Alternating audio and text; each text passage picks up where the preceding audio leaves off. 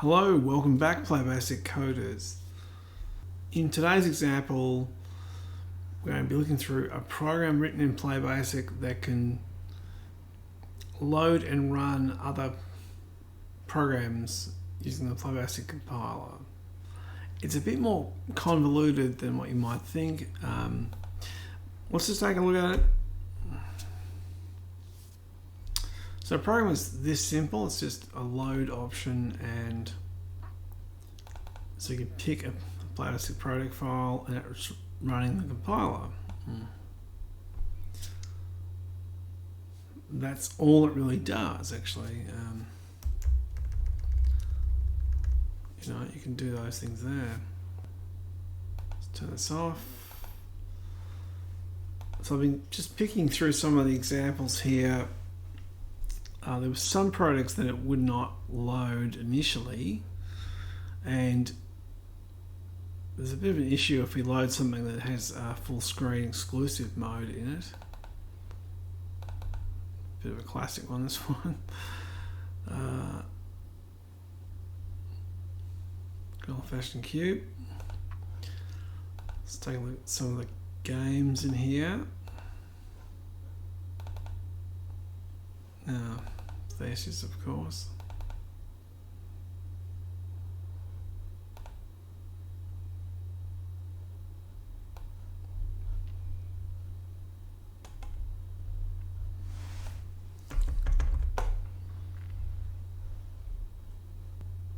Yeah, anyway. When I exit back, let's go back to the program.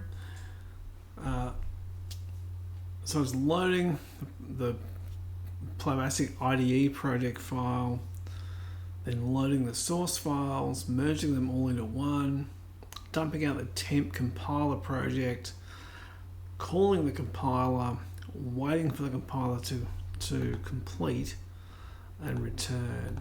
And if there's an error, we have to have something to handle that too. Who does not love a bit of asteroids? Yeah. So that's what's happening over here. So our program is just waiting for this one here to finish. Let's pump a bit of that up. Let's restart. F1 apparently. Yeah.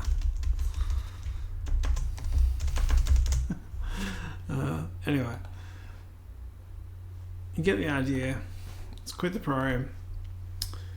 I've included two setups really. I've included a test that just does a very basic load and run, or the GUI main.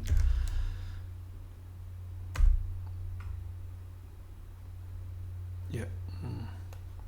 Okay. So we're just running one of these particle demo things. When we exit, we're done. The GUI version really is just a bit of a mess around. We'll just go through here actually. We'll go through the main one here. The libraries are all separate. The GUI library here is just about the simple menu interface before. We're using call function to select things. We're just using the open dialog stuff to get the files, and we're just calling our function compile and run. So we'll have a look at that function. What does it actually do? Some of this stuff here is really just for the output, the visual side of this thing, but the rest of it's actually doing work. So we've got a thing called a compiler project structure, which is up in here. It's defined in here somewhere. There it is there.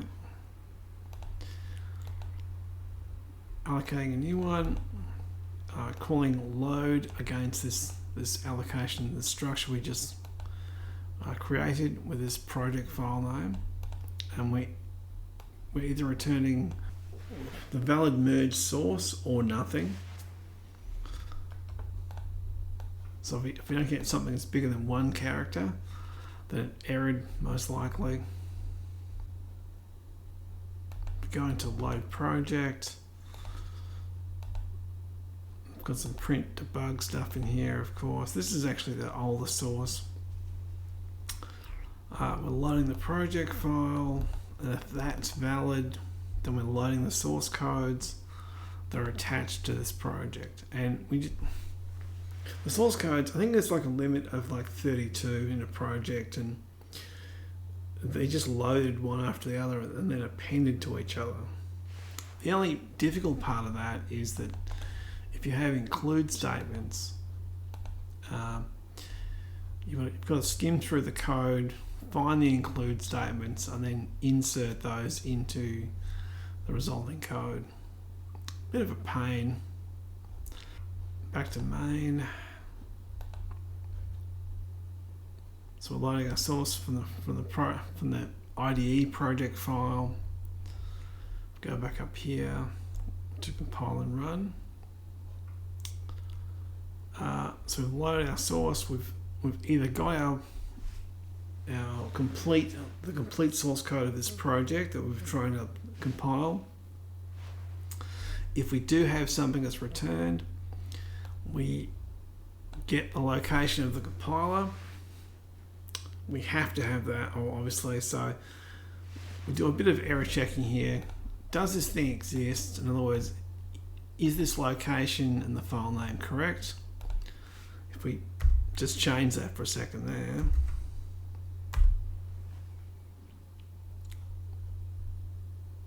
Yeah, can't locate and compile them. That's what we should get.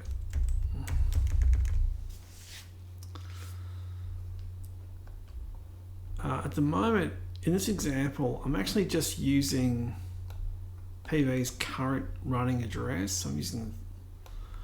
Think about it like this: is that since we're running from PlayBASIC, when I hit execute, the current path is that of the compiler.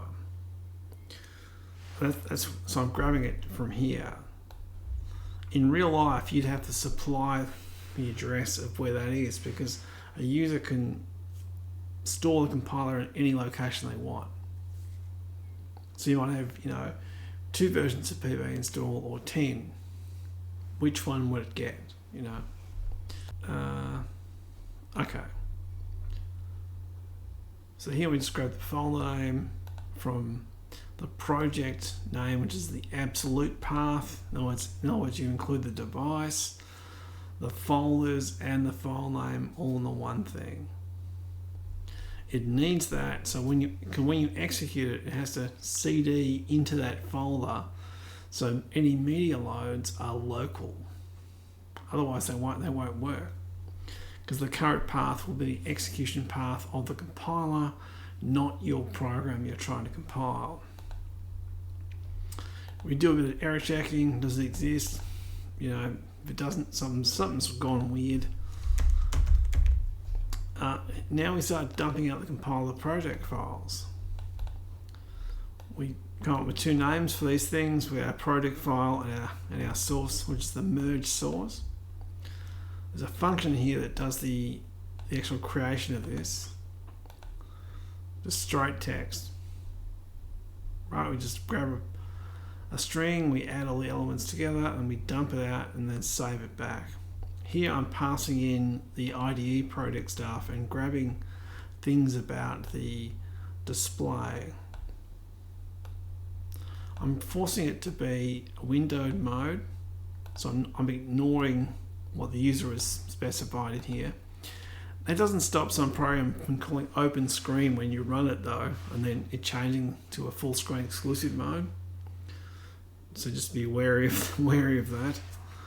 Once we've made our project, I compile a project from the IDE project we've just loaded. We save it someplace. In this case, I'm saving it to the location of the IDE project. I've called them something, that should not exist in those projects. So we shouldn't be overwriting something that we shouldn't be. Something to think about. I think in PV generally, it probably should actually put those into a temp folder, or have like a successive backups of those things. So if something crashes or whatever, you can peel back and get the old source code, even though the IDE died or whatever.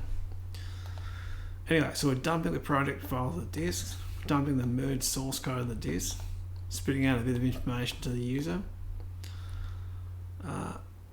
This is our parameters expression, which is just the location of the project in quotes. Compiler project file name, and then we call launch and wait for the program. So this is the compiler. This is the actual address up here. Where are we? There. That's the location of the compiler. The file we're going to be running. In this case, it's PlayBASIC. Sorry, where we go? Launch and run program. That's the PB compiler. That's the parameter expression.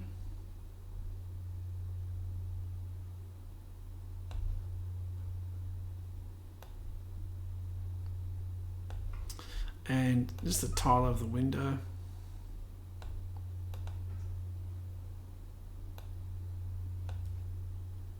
Now, this is more complicated. We're jumping into here.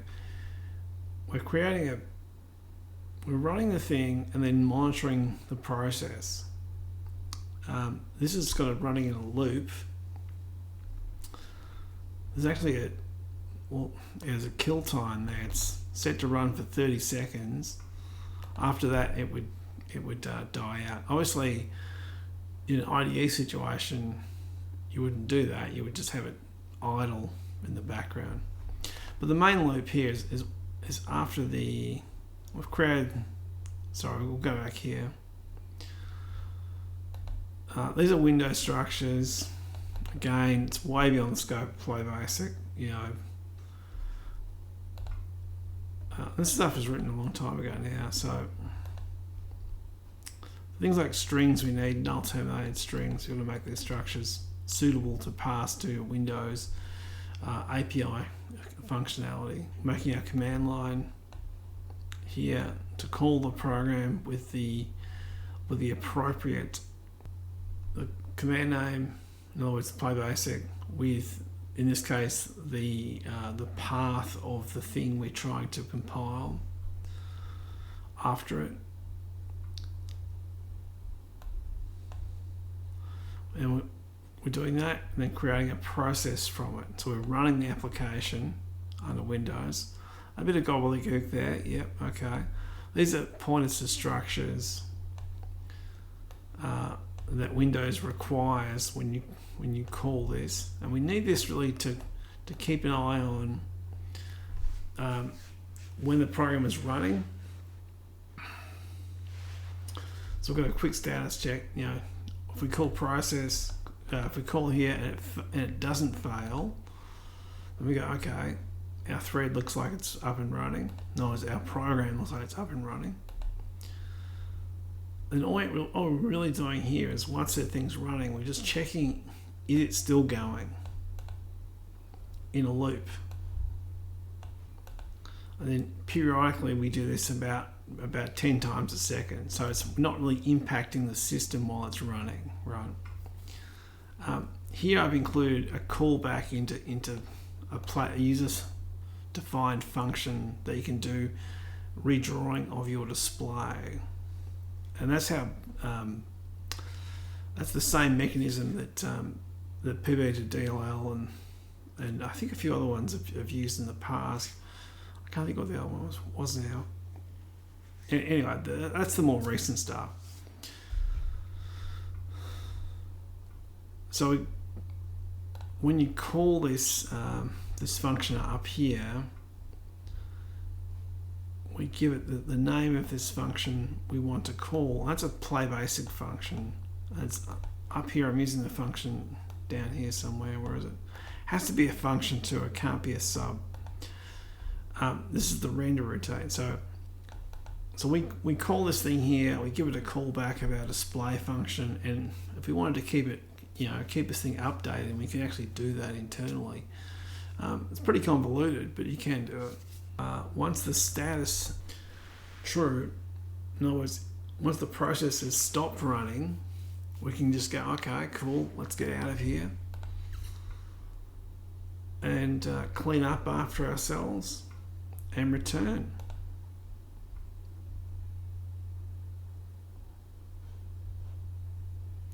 My process name, we actually look for the process as well. It's pretty ugly stuff. Process 32 next. Okay, so you can actually do a kind of step through the chain of these things until you find something, because each process has a handle. Yeah, again, it's beyond the scope of PlayBASIC. You can these functions that are the Win32 functions. You can just go look them up and have at it.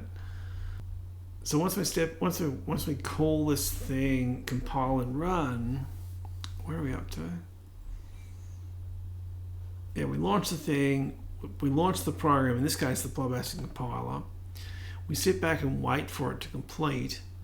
And once it has returned back to here, we then remove the temp files. We don't need them anymore. And then we do a check to see if there was any error messages that were put into the temp folder of the compiler. This is one of the issues where this should have been done so that was put into the local folder of your project way back in the day, good old days. But it's actually stored in the temp folder, which means if you run two versions of PlayBASIC side by side and they both errored, they would both write back over the same file. So you would lose one of those messages. You'd get back one program would get back nonsense, and the other one would get back something it expects.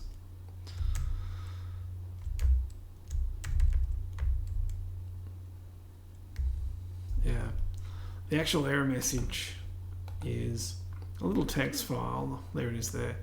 So that Windows temp folder, PlayBASIC/temp, which is just the junk. Just call this thing here. This is, as you can see, it's code straight from PB to DLL. This is how we do splitting up the application to two chunks.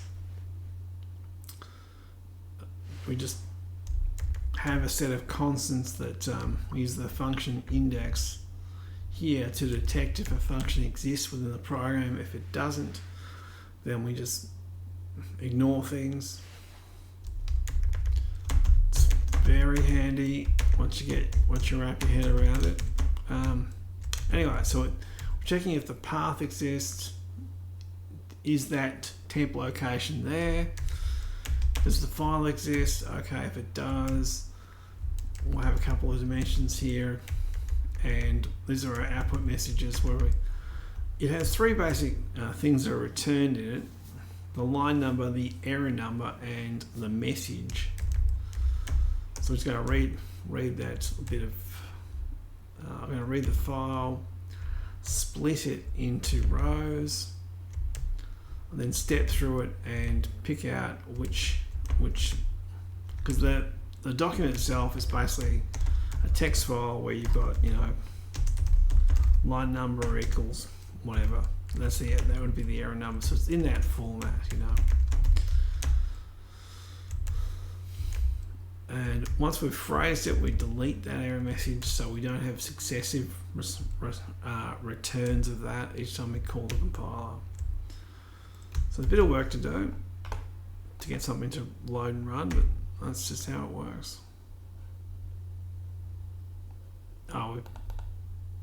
This one here is defaulting to loading a project that's actually I've placed in the examples folder. Let's get rid of that.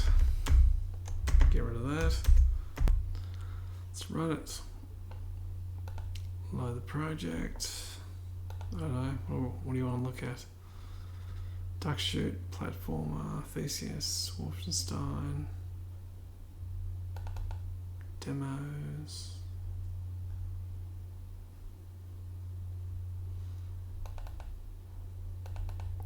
Always like this demo. Oldie bit of goodie.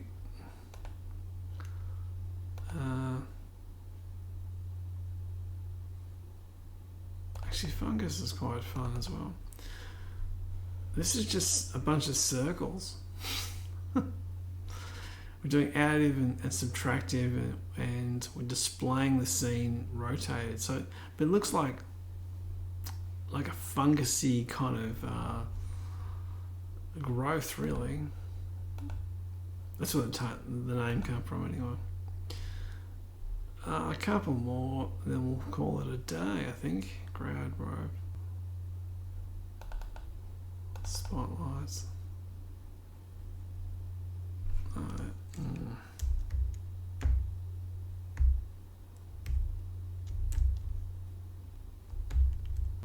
Change the lights, etc., all that kind of stuff. Pretty straightforward stuff. Z rotate. You gotta love a good Z rotate. This one's not actually doing rotation, it's just drawing a bunch of textured quads that's spinning over each other. Alright, I think that'll do us. I don't guarantee the completeness of this thing because really it's just been chucked together from a bunch of pieces of code everywhere. I did have to make some changes to this to make it support slib includes, because it didn't. It didn't have a concept of the file names. So if you use like an include statement, and you put like, cause you can do this, there's like a shapes including, whereas that's just a source file, so it really should have a .pba at the end, but that would work. Oh, the shape, I don't know. Yeah, that's the one. So add support for that, and pretty much that's pretty much what we get. So the bare bones of what's in there are in there. The menu stuff is irrelevant, really. It's just for displaying the little menu system. I just dragged it out of the Blitz, the PlayBASIC example. I think it's on the forum as well. These things kind of evolve over time. The GUI include is really just the display process of that, defining the menu, and then having an app update loop. In here, I could just call it GUI main. So you got title, positioning our screen, all the useful stuff. Like some fonts, various sizes. If you want to add more menu functions, you could just stick them in here. In this case here, we should be able to just call any one of those and call it dialog. Again, we're using the call function. Since all of these on click point to this function name here, that's what you'll get. So if you had like load function or whatever, I don't know. Menu, we need a function called save. So if we had menu load, let's do a search, there it is there.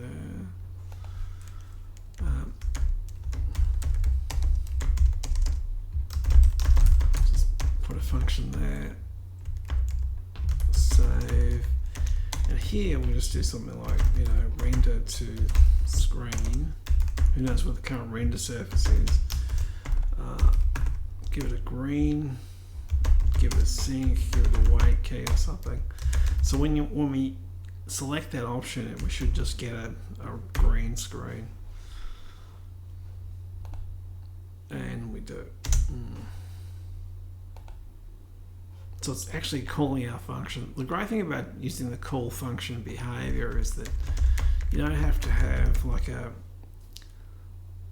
one-to-one mapping of those things. Like you don't have to have like a select case statement or something like that where your GUI returns a button index or an ID or a handle or something, whatever you want to call it, and then you fall through and you look for how to react to that event. You know, what's happened? Did the user click this button? Who knows? Anyway, pull that out. You don't need that. Just muddy the waters unnecessarily. Anyway, I think that'll do us. That gives us a bit of an overview. You're gonna have to spend a bit of time picking it apart because there's a bunch of moving parts. I mean, the complexity comes from dealing with things that are outside of the PlayBASIC world. So what I mean is that when you start doing DLL calls to third-party libraries, that's outside the scope of PlayBASIC. That's not that documentation, how those things work. In this case, it's a Windows thing, so that they're in the Windows development documentation, which you can look up online. Well, that'll about do us for this example, and have fun, and I'll see you next time. Bye.